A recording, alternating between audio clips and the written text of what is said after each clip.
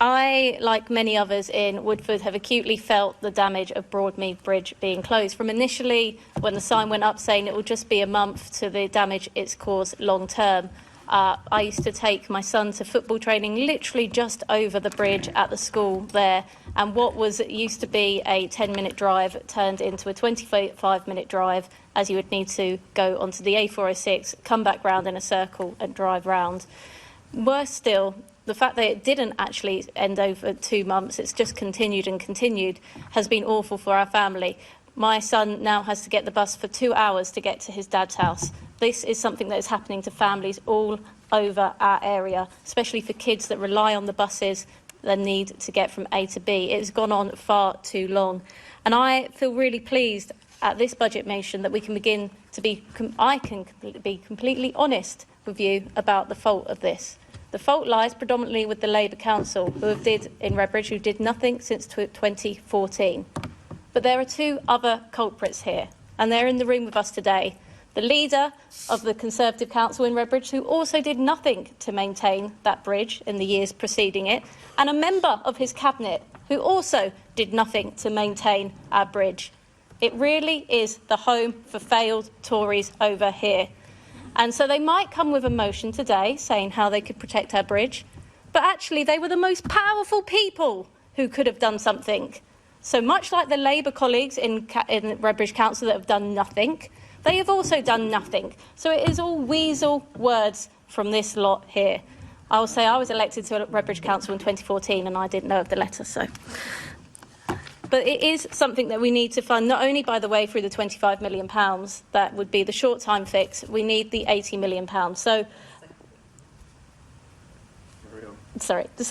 what we need is the £80 million, and that is a long-term capital project, much needed. So I really hope people can vote for this today as a motion. And the reason I've put it in, by the way, as a budget motion and not an amendment, is because the funding needs to be significant at £80 million. And I don't think that I can ask any of you to sign up to that on an amendment that you have just seen this afternoon. That really takes long-term planning. But I promise you, this is pulling families apart.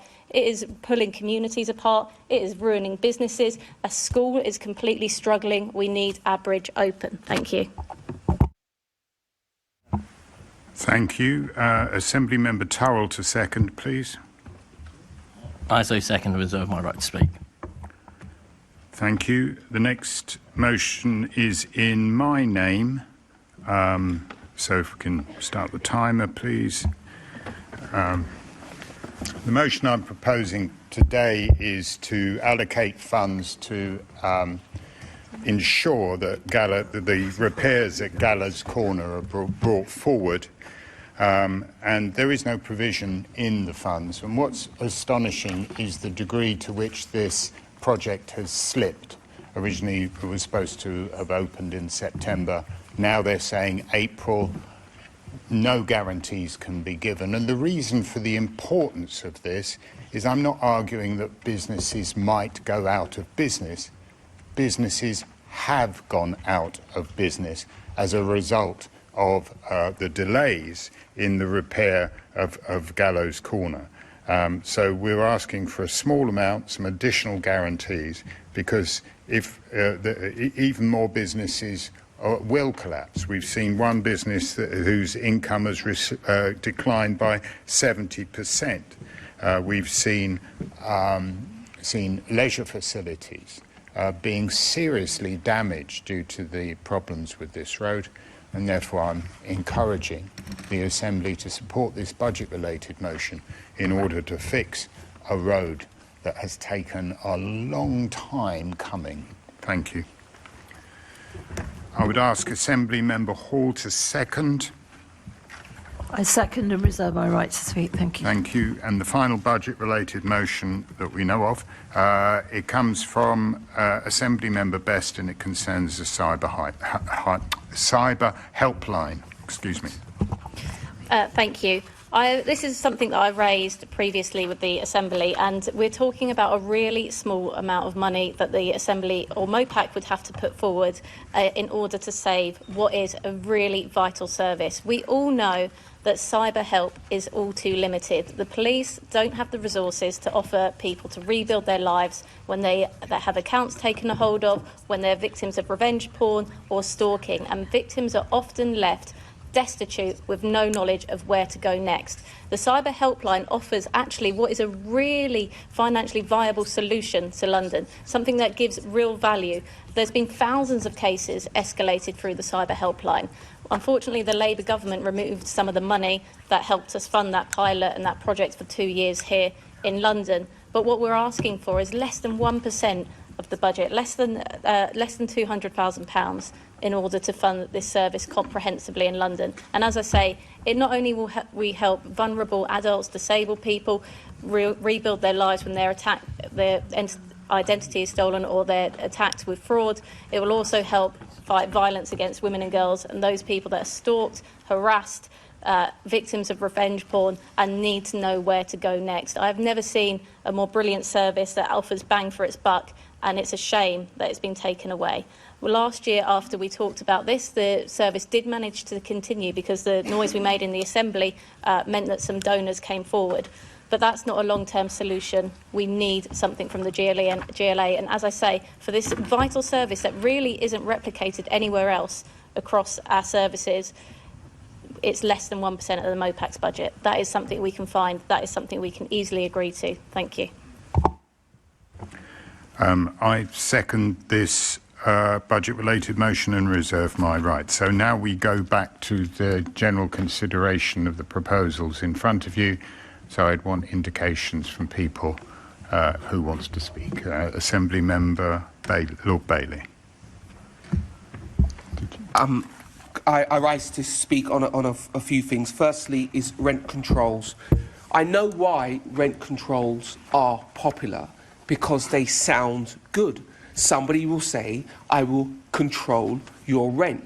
But let's be very, very clear. They have never, ever worked anywhere in the world. I really wish they did work, but they absolutely don't. Many academics will tell you they're the best way to destroy your city. And if anybody thinks I'm wrong, ask our RPs in London how they've struggled with their own sort of internal version of rent control, and nobody can accuse them of not having a complete desire to provide people with affordable living. That's why they exist. They're very good at it, and even they couldn't handle it. Let's be clear, what rent controls do, they suit people who are already in that provision, who already have somewhere to live. So what about all the children and the families who are stuck in temporary accommodation? What happens to them? I tell you what happens to them. They're stuck there forever because rent controls means less supply. That's always the outcome of rent controls, less supply. Also, it means there's much less maintenance. So over time, not only does the amount of housing disappear, but the quality of the housing disappears. It goes down and down and down. You lose investment to build new places. And the one thing we can all agree on, that all tenures in London, we need more of it. So why you would beg for something that's going to destroy that as a possibility is ridiculous. And if anybody doubts me again, I'll give you another example. Look what happened in Scotland. Look what happened in Sweden. Look what happens in parts of New York. Rent controls destroys your rental scene. I believe it's irresponsible to keep talking about rent controls and acting as if they're going to deliver something good for London, as they absolutely are not. I quickly come to Gallows Corner. As someone who lives near Gallows Corner, I can tell you now it's had a devastating effect on local businesses far and wide, from the car salesmen, both big and small, to local shops, to our little shopping area. But one of the things that's been missed, the amount of displaced traffic is destroying the local roads.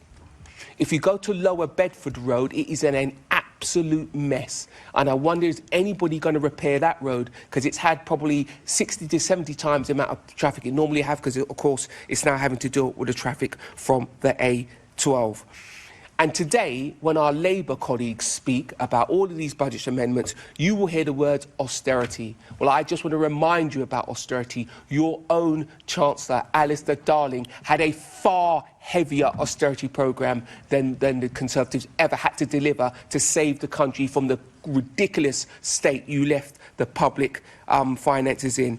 And also, you'll hear the words tough decision. Well, isn't it funny that when they make a cut, of which there's been plenty, you hear the words tough decision. When anybody else makes a cut, it's a political choice. Well, let me make this quite clear to you. The lack of police officers on our roads is a decision made by this Labour mayor and this Labour government. So when they tell you about extra police officers, the word redeployment should be in that sentence, or they are misleading you. I commend you to our budget amendment because it is the best way of supporting Londoners to have a safe and fair city. And again, I want to say one more thing about rent controls. It is unfair to suggest you have a method of making rent controls work in the city, because if you do, the whole world would like to hear it, because it's never worked anywhere ever in the history of mankind. I beg you to support our amendment. They just said that it doesn't work. I know. Assembly- It doesn't. Saying it doesn't. Thank you. Thank you. Assembly Member Hirani, please. Thank you, Chair. So what we have in front of us here today from the Mayor's budget is a budget that ensures investment to tackle crime and the causes of crime, investment to build more homes for Londoners, supporting tenants and also reducing street homelessness, and investing to improve our transport network with more step-free stations and an expansion in the Superloop across our city, keeping London as a world leader on tackling air pollution and the climate crisis, and also looking to the future of our city by investing in skills and allocates extra funding to address the impact of AI in London, as well as supporting tourism in our capital and our high streets and the hospitality sector. It bears down on crime by keeping Londoners safe, and it is a top priority. I will just address one of the issues raised by the Green Party around the focus on tackling crime. The Mayor has been and shown that he has led on also looking at prevention and investing in prevention as well by introducing the Violence Reduction Unit. So it's not a case of tackling crime and enforcement versus investing in the causes of crime. But for us in the Labour group, it's a matter of both, which is what our mayor continues to do, and also the extra money to look at the crimes that have been going up in recent years, namely phone theft, and allocating extra funding to crack down on phone theft, which we know is an issue for Londoners.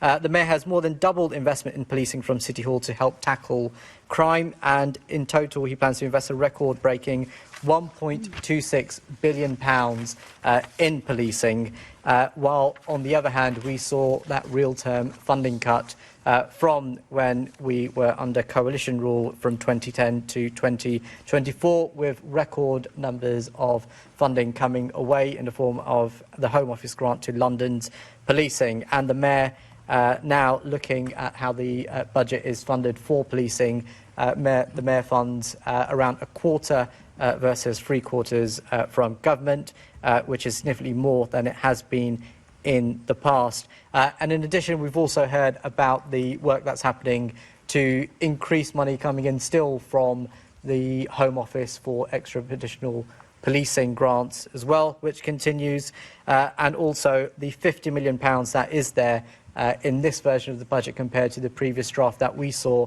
on supporting young Londoners as well.